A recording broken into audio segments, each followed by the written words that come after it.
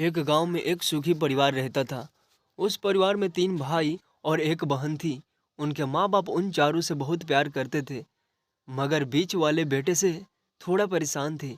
बड़ा बेटा पढ़ लिख कर डॉक्टर बन गया था और छोटा बेटा भी पढ़ लिख कर इंजीनियर बन गया था। मगर बीच वाला बेटा बिल्कुल गंवार और आवारा किस्म का था।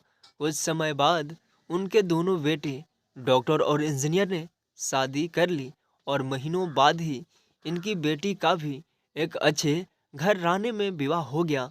मगर बीच वाला बेटा अभी भी कुंवारा ही था। वह अनपढ़ था और कहीं पर मजदूरी का छोटा सा काम करता था। उसको शादी के लिए कोई भी लड़की नहीं मिल पाती थी। उसके माँ बाप उससे बहुत परेशान हो चुके थे। अब जब भी उसकी बहन अपने मायके से आती तो वह अपना डॉक्टर और इंजीनियर दोनों भाइयों से मिलती थी, मगर बीच वाले भाई से बहुत कम मिलती थी, क्योंकि वह उसे ज़्यादा पैसे नहीं दे पाता था। लेकिन फिर भी वह अपनी बहन से बहुत प्यार करता था। कुछ समय बाद उनके पिताजी की बीच वाले बेटे की बिना शादी किए ही मृत्यु हो गई।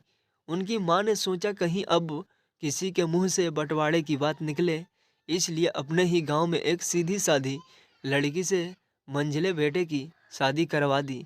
शादी होते ही ना जाने क्या हुआ, अनपढ़ बेटा मन लगाकर काम करने लगा और पहले से भी कहीं ज़्यादा मेहनत की भी करने लगा। अब कोई भी पुराना दोस्त उसको मर्डर गश्ती के लिए बुलाने आता तो वह माना कर देता है। एक दिन उसके डॉक्टर और इंजीनियर भाई ने सोचा कि यह गंवार और अनपढ़ है, हम इससे कहीं ज़्यादा पैसे कमा लेते हैं, इसलिए अब हमें बंटवारा कर लेना चाहिए। माँ के लाख मना करने के बाद भी दोनों बेटे ने बंटवारे की तारीख तय कर दी और उन्होंने अपनी बहन को भी बुला लिया। तभी उनका गंवार भाई कहता है कि तुम लोग बंटवारा कर लो, मुझे जो बचे वह दे देना या ना देना, मैं शाम को आकर अंगूठा लगा दूंगा। तभी उसकी बहन कहती है, अरे बेवकूफ़, तू तो हमेशा बेवकूफ़ ही रहेगा। ज़मीन का हिसाब आमने सामने बैठकर करा ले। और उसकी माँ भी काम पर जाने से उसे रोकती है। उसी वक्त वकील भी वहाँ आ जाता है और कहता है कि आपका सारा हिस्सा मिलाकर 10 बीघा ज़मीन और एक मकान है। अब यह बताओ किसको कितना देना है, मैं उसी हिसाब से कागज़ बनवा दूंगा। तब गंवार भाई कहता है, वकील साहब, 5-5 बीघा ज़मीन हमारे दोनों भाइयों के नाम लिख दो और यह हमारा घर है, मेरी प्यारी बहन के नाम कर दो। तब दोनों भाई पूछते हैं कि तू अपने हिस्से में क्या लेगा। गंवार भाई कहता है कि मेरे हिस्से में मेरी प्यारी माँ है। वह अपनी पत्नी की तरफ मुस्कुराते हुए कहता है, क्यों, क्या मैं गलत कह रहा हूँ?